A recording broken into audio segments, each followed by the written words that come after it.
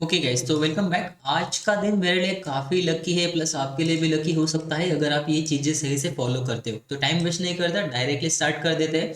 और इंस्टाग्राम के ऊपर मैंने ये पैटर्न पोस्ट किया था, कॉपर हैंडल या फिर आप बोलते हो कि डबल बॉटम भी ये कंसिडर कर सकते हैं। एंड उसके पहले मैंने बोला भी था कि मार्केट जो है वो अप ट्रेंड के अंदर है, तो यहाँ पे ऊपर जाने की पॉसिबिलिटी ज़्यादा है। अगर आपने वीडियो नहीं देखा है तो आप जाके देख सकते हो, राइट। अब देखो, अब यहाँ पे हुआ क्या, मार्केट में यहाँ पे सेटअप बन चुका है बाय का। यहाँ पे हमने कंफर्मेशन भी लिया है, हैमर कैंडल भी है, यहाँ पे भी कंफर्मेशन मिल चुका है, प्लस यहाँ पे रिटेल भी हो चुका है। आपको मल्टीपल टाइम मिला है यहाँ पे, मतलब एंट्री करने को चांस मिला है ना।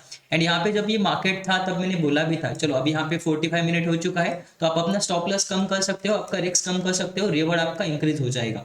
अगर ये ब्रेकआउट बड़े कैंडल के साथ होता है तो होल्ड करना, छोटे कैंडल के साथ होता है तो वहां पे निकल सकते हो, क्योंकि ऑलरेडी हमारा जो टाइम है 1 आवर का जो हम होल्ड करते हैं वो ऑलरेडी हो चुका होगा, है ना। अभी प्रॉफिट में इसीलिए मैंने बोला था कि होल्ड करो। अगर छोटा, अब देखो ब्रेकआउट भी होता है, उसके बाद अगर ये कंसोलिडेशन में जाता है तो मैंने बोला था निकल जाओ। क्यों? क्योंकि यही मार्केट करता है, बार बार करता है, मेरे साथ बहुत बार ये कर चुका है। इसलिए मैंने वो पहले ही पोस्ट किया था कि चलो अगर ये ब्रेकआउट बड़े कैंडल के साथ हुआ तो ये वन वे में ऊपर जाएगा, अल्टीमेटली टारगेट हिट हो जाएगा।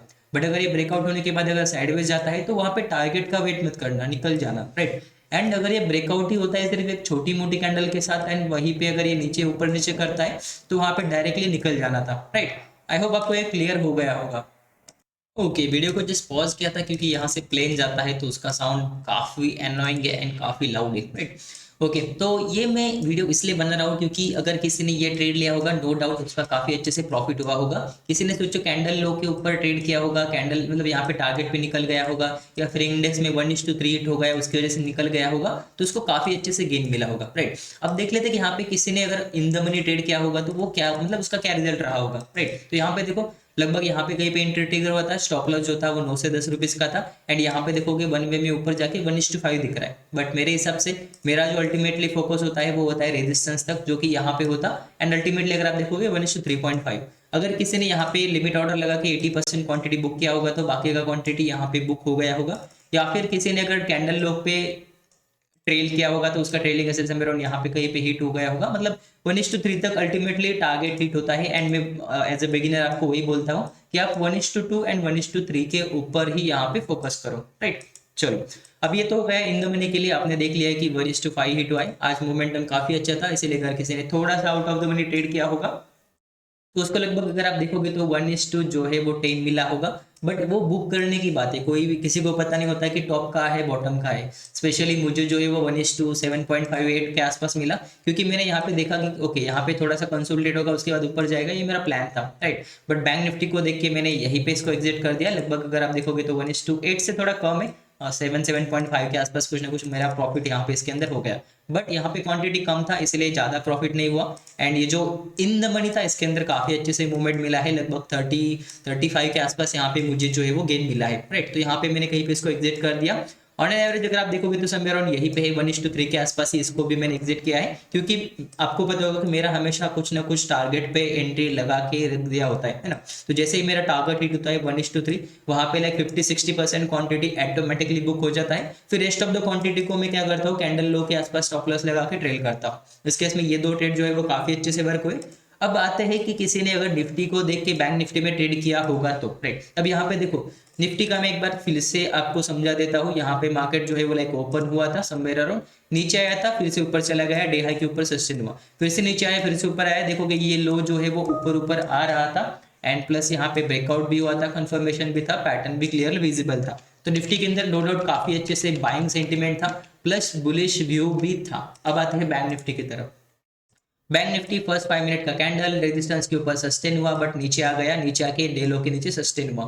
फर्स्ट साइन ऑफ रिवर्सल या फिर first sign of weakness, right. उसके बाद देखो मार्केट ऊपर गया, रिटेस्ट किया, फिर से नीचे आ गया, right. Second sign of reversal, मतलब यहाँ पे थोड़ा सा वीकनेस का साइन। उसके बाद देखो निफ्टी स्ट्रांग था इसलिए ये थोड़ा थोड़ा धीरे धीरे करके ऊपर जा रहा था। इस बीच अगर आप देखोगे तो आपको ये डबल बॉटम पैटर्न दिखेगा, जो कि यहाँ पे ब्रेकआउट नहीं हुआ, समवेयर अराउंड यहाँ पे ब्रेकआउट हुआ, जो कि वैलिड नहीं है क्योंकि उसको ब्रेकआउट जो है वो अर्ली देना चाहिए था, राइट। तो इसका मतलब क्या है कि इसके अंदर अभी भी थोड़ा वीकनेस है। प्लस देखो इसका रेजिस्टेंस कहाँ पे है, यहाँ पे। अगर किसी ने यहाँ पे ट्रेड लिया होगा उसका स्टॉप लॉस कहाँ पे हिट हो गया होगा, यहाँ पे। अगर नहीं किया उसका, उसने वो रूल जो है वो उसको फॉलो कर दिया, मतलब ब्रेक कर दिया। अभी प्लेन आ चुका है तो मैं फिर से वीडियो को थोड़ा सा पॉज करता हूँ। ओके, तो वेलकम बैक।